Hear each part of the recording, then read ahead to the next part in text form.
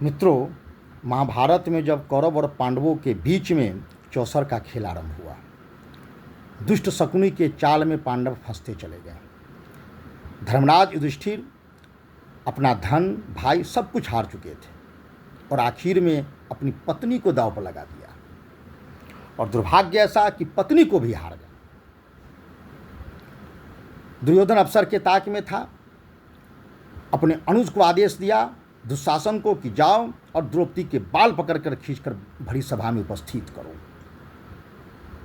दुशासन को अवसर की प्राप्ति हुई और वो अट्टहास करते हुए द्रौपदी के शयन कक्ष की ओर चला।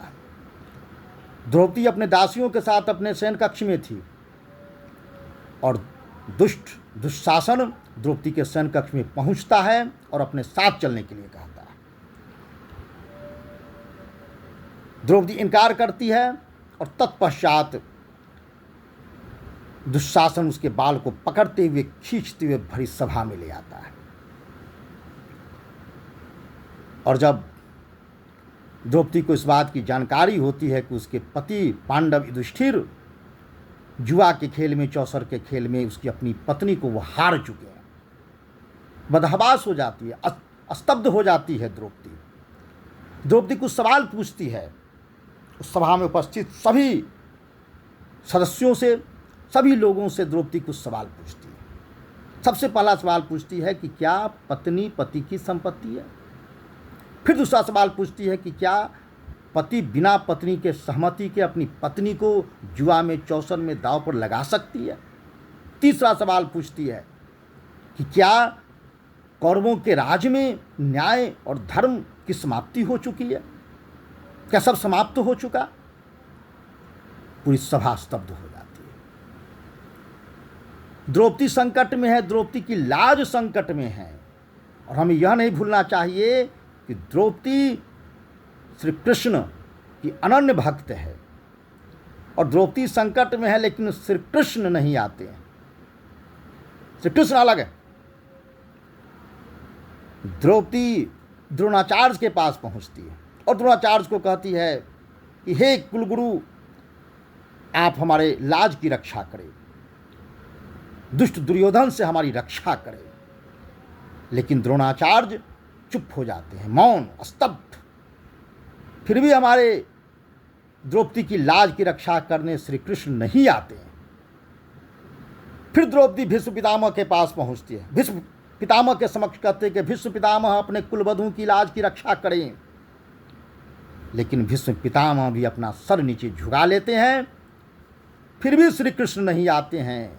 उनकी बहन, उनका अनन्य भक्त संकट में, वह धृतराष्ट्र के पास पहुंचती है। धृतराष्ट्र के चरणों पर गिर जाते, कहते हैं कि पितामह आप मेरे लाज की रक्षा करें, अपने कुल की बधू की लाज की रक्षा करें। धृतराष्ट्र भी शांत, मौन और असमर्थ सिद्ध होते हैं, सर झुका लेते हैं।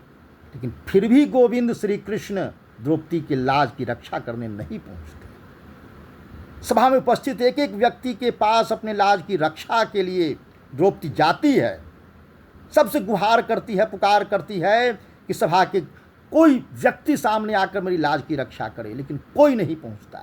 वो पांडवों के पास पहुंचती, उसे धिक्कारती है। अर्जुन, भीम, नकुल, सहदेव, धर्मराज युधिष्ठिर सबके पास वो पहुंचती है। सब अपना सर नीचे कर लेता है, सब असमर्थ होता है।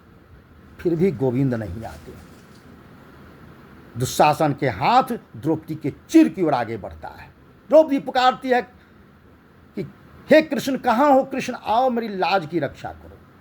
फिर भी कृष्ण नहीं आते हैं। दुशासन के हाथ द्रौपदी के चिर पर पड़ता है और खींचने की कोशिश करता है। द्रौपदी चिल्लाती है, कृष्ण गोविंद कहाँ हो, लेकिन गोविंद फिर भी नहीं आते हैं। और जब दुशासन चीर खींचना आरंभ करता है तो द्रौपदी अपने दांतों से चीर को पकड़ लेती है। पहले तो पूरी शक्ति के साथ अपने चीर को पकड़ती है, लेकिन जब हाथ छूटता है उस वक्त भी कृष्ण नहीं आते हैं। और आखिर में अपने दांतों से चीर को पकड़ लेती है और दुशासन चीर खींचने की पूरी कोशिश कर रहा है। फिर भी गोविंद नहीं आते हैं। और द्रौपदी के दांतों से चीर का छूटना और गोविंद का आना एक साथ होता है। चीर रूप में गोविंद सामने आते हैं और वह द्रौपदी के लाज की रक्षा कर जाते हैं।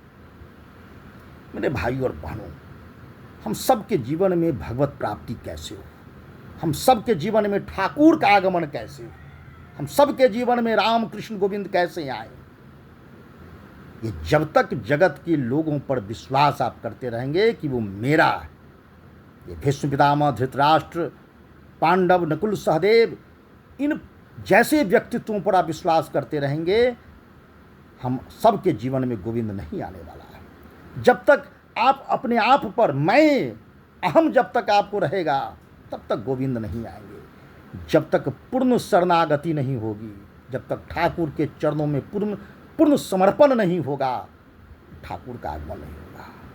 केवल भरोसा दृढ़ चरणन के, एक भरोसा है, हे ठाकुर, हे हरि, जो भी संकट हो आप हैं तो हमारा कोई बाल बांका नहीं कर सकता। केवल एक भरोसा, ये चरण को पकड़ के रखो।